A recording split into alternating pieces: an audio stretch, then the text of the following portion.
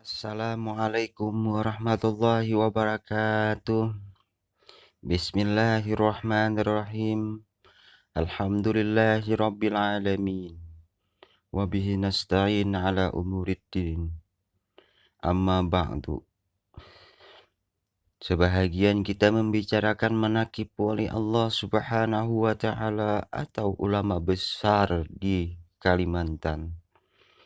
Apabila kita mendengari atau membacakan manaqibnya awliya Allah dan para ulama dan para soleh, insya Allah dituruni beberapa rahmat. Inda zikri awliya'i tanzilur rahmat. Apabila kita menyebut, mengingat atau menyampaikan tarikh, perilaku, akhlak dan keseharian para orang soleh, orang ulama dan para wali Allah, insya Allah akan dituruni beberapa rahmat, baik yang mendengar maupun yang membacakannya. Amin, amin, Allahumma amin.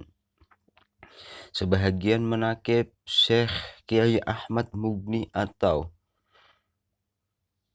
Ayahanda Kiai Muhammad Bahit. Manaqib Tuan Guru Kiai Ahmad Mugni bin Kiai Haji Ismail. Beliau adalah anak keenam dari Tuan Guru Kiai Haji Ismail bin Tuan Guru Kiai Haji Muhammad Tahir Panyiuran Alabiu bin Kiai Sihabuddin bin almarhum Syekh Muhammad atau Datu Kalampayan. Garis keturunan mereka sangatlah mulia dari keturunan Syekh Muhammad Arsyad Al-Banjari atau Datu Kalampayan. Almarhum Kiai Ahmad Mugni bin Kiai Haji Ismail ini diasuh, dibesarkan dan dididik oleh kedua orang tuanya beliau sendiri, dan mereka berhasil dengan izin Allah menyampaikan benih kesabaran, kesejahteraan, kebaktian, kegigihan, mencintai, menuntut ilmu, kesabaran untuk ketakwaan kepada Allah Subhanahu wa ta'ala. Almarhum Kiai Ahmad Mugni kecil adalah anak paling tersayang. Tidak pernah menjawab orang tuanya, tidak pernah mengeluh kepada orang tuanya, tidak pernah menolak apa yang diperintahkan orang tuanya. Dia berbakti kepada orang tuanya.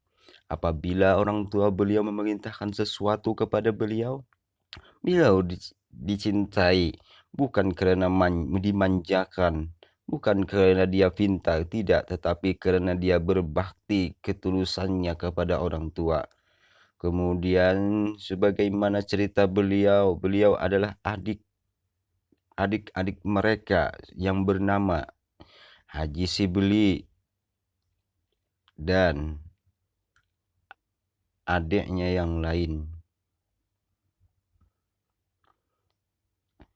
Almarhum Kiai Ahmad Mugni dikirim orang tuanya untuk belajar ke Mekah Al-Mukarramah untuk menuntut ilmu yang belum diajarkan di kampung halaman, seperti ilmu mantik, balagah, dan ilmu alat, dan ilmu fikih dan tasyawuf dan lain sebagainya.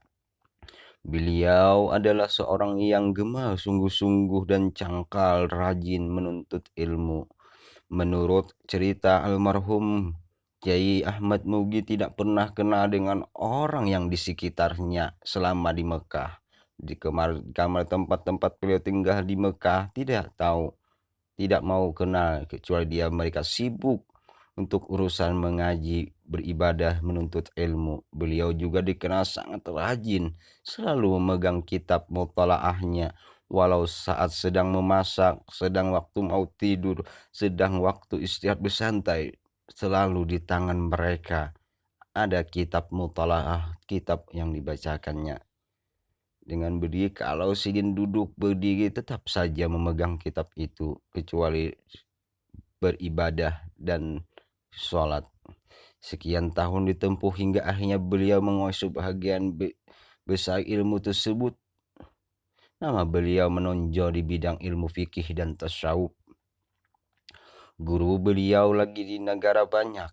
Di antara guru beliau adalah ayahanda sendiri Kiai Haji Ahmad Kiai Syekh Ismail Syekh Muhammad Tahir di Alabiu, dan guru beliau lagi Al-Alamah Syekh Haji Muhammad Ali Nagara yang tempat kuburnya di Pandansari Nagara, dan almarhum Syekh Umar bin Hamdan Syekh Sayyid Muhammad bin Amin Khutubi Mekah, Al-Alamah Syekh Muhammad Ahyad bin Muhammad Idris Bogor, Al-Alamah Syekh Abu Ali Hasan bin Muhammad Ali Husid, dan Syekh Hasan bin Syekh bin Muhammad bin Ahmad Al-Yamani.